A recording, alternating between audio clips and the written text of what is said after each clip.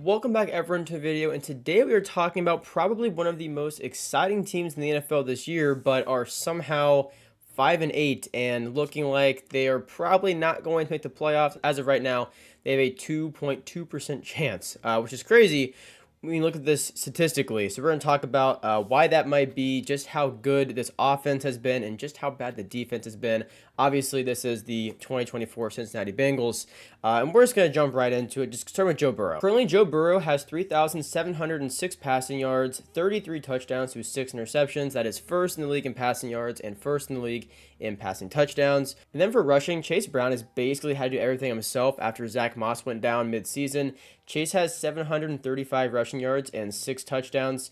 And he's been good in the receiving game as well. He's a good player. I thought he was going to be really good last year. Turns out he didn't get a lot of looks last year because they still had Mixon, and he was kind of buried in the depth chart. Now that he has kind of the reins as running back one, he's been really good this year.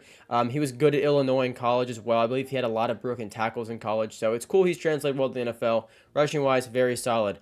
Receiving wise, Jamar Chase, I almost said 7,000. 1,319 receiving yards and 15 touchdowns with 93 receptions. That is first in receptions, first in receiving yards, and first in touchdowns in the NFL, or at least receiving touchdowns. You really can't do it much better than this at this point, and it is just wild thinking how bad this team has been.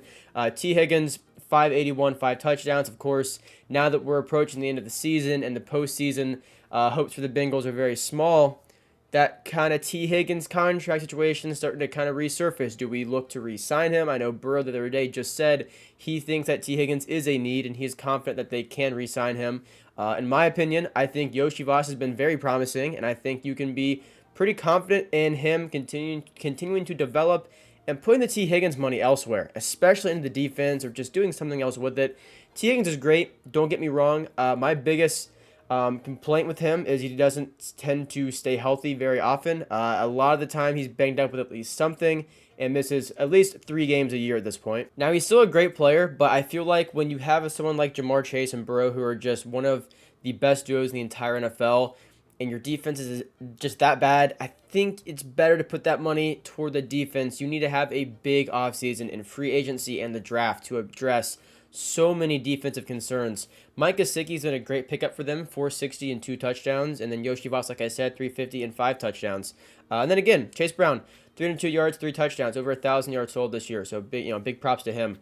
But again, this team is they're just not that good. Why might that be? Well, let's go to the defense here, looking at the depth chart. Now, I'm not going to pretend that the Bengals are perfectly healthy. Okay, I just want to get that out of the way. Like, I get it. They have injuries. It doesn't really excuse what is happening, but just to get this out of the way, yes, Logan Wilson is on IR, Cam Sample is on IR, DJ Turner is on IR, and Dax Hill is on IR. So when you have secondary issues and you have two young guys on IR, it's going to hurt you no matter who you are. And then when your defense is already not that good this year and already struggling when those guys were healthy, it's going to be even worse when those guys get hurt. Dax Hill is his first year playing corner, transitioning from safety. DJ Turner was looking pretty promising this year after not doing a ton in year one, at least in my opinion. This year, he seems to be making a bit more of a name for himself, and then he goes down. So it's just brutal. Geno Stone, you bring in from the Ravens, and he has 2 interceptions this year. If you want to look at it as just like that, I guess. I think, as far as watching the games go, because, again, stats don't tell the whole story, Geno Stone, his tackling has been very poor, in my opinion, and there's been a few plays where if he's the deep zone, he just gets lost. I don't know how else to describe it. Like, just watching it, it's weird because it's like I don't know what he's thinking. If you watch this, I'm not sure if I can find a clip or not. So if I can't, just try and visualize this, I guess. I apologize.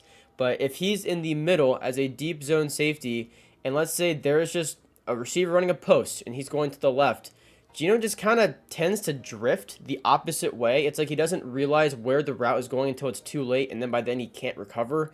And it happens a lot, and it's really strange to watch because I've seen it multiple times where it's like, what were you even thinking on that play? I don't really know. And again, that's another issue, is what are some of these guys thinking? I think, for one, they have a lot of young guys that aren't used to maybe communicating or aren't used to just straight up being on the field for that long, and it's an issue. I think sometimes these guys think they might have help over the top when they don't. Luan Arumo, the defensive coordinator, this guy had multiple head coaching interviews 2 years ago, and now people are calling for him to be fired. So I'm going to be honest, I don't really know how much of this is his fault versus what he has to work with here. If you want to go back 2 years, when the Bengals, they lost to the Chiefs in the AFC Championship game, solid season, but that offseason was a big turning point because you had Jesse Bates leave and you had Von Bell leave. And at the time, it was like, wow, the Bengals just lost their two starting safeties. That's a bad loss. How they're going to kind of come back from this. So they had Dax Hill at safety, and they had, I think it was Nick Scott at safety. Correct me if I'm wrong, but I believe it was Nick Scott. And the defense wasn't that bad. It wasn't as good as the year prior with Jesse Bates, but it didn't have this huge regression I think a lot of people assumed it would. Fast forward to now, when you actually get Von Bell back on the team, still no Jesse Bates, so still a huge loss.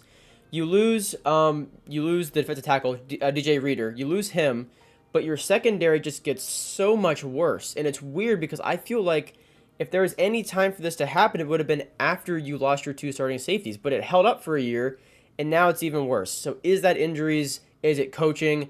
Let me know down below what you think, because I think it honestly is kind of hard to tell. I will say, as far as the linebackers go, I think they're just in a bad spot because, for one, you have Logan Wilson go down, who is a very good linebacker, and now a lot's being asked of them because you're getting essentially no pass rush other than Trey Hendrickson, and your secondary is struggling. It's the perfect storm of everything going wrong for the Bengals here defensively. One thing I'm really disappointed in, Cameron Taylor-Britt, I had been hyping this guy up for like 2 years. I thought he was super promising, very athletic. He's, I think, fairly tall for a corner. He had an amazing interception earlier this year on Patrick Mahomes, like one hand, and he's just struggled so badly. I think he's actually allowed the most touchdowns in the NFL. It just sucks because a lot of these guys that are supposed to step up and take these leaps are either not doing that or getting hurt. And the Bengals are just in they're in defensive hell, basically. There's just no way out of this. You have to hope you outscore people. And when your offense is scoring on average, I think it's 27 points a game, but then your defense that's ranked I think 29th or 30th is allowing 27 points per game, you're not really getting anywhere. You're getting really exciting games for the viewer, and you're getting really good, statistical games for the offense, and it's really exciting, but you're not winning anything. And that's the issue with the Bengals. And I'm gonna be honest here. I would love for the Bengals to get into the playoffs. I think they're one of the most exciting teams in the NFL. But if we're talking about this realistically, for whatever reason, the Bengals seem to have the Chiefs number, right? Like, just for whatever reason, when they play them very competitively.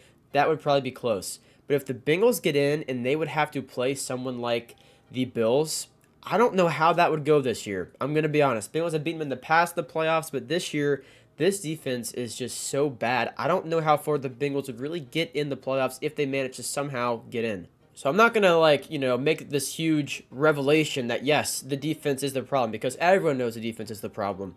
I would like to pin down, what is the issue? Is it really the coaching? Is it the injuries? Is it just this roster isn't that good? Because that could be an answer as well. I think it's a mix of everything, and I think this offseason is going to be a very, very important one for the Bengals, because if you want to go back to last offseason, the Steelers made a lot of moves to better themselves, and I, unfortunately, along with a lot of other people, didn't take those super seriously going into this year. The Steelers, I think, were pretty much, I'm not going to say by everybody, but by a lot of people, picked to get last in this division. Now, to be fair, last in the AFC North is still over 500, but you get my point. So they put in a lot of work in the offseason. They turned that quarterback room from like Kenny Pickett, Mason Rudolph, and whoever else, Mitch Trubisky, to all of a sudden Justin Fields, Russell Wilson. Like, they did a lot to reshape their team, and I don't think they got enough credit for it.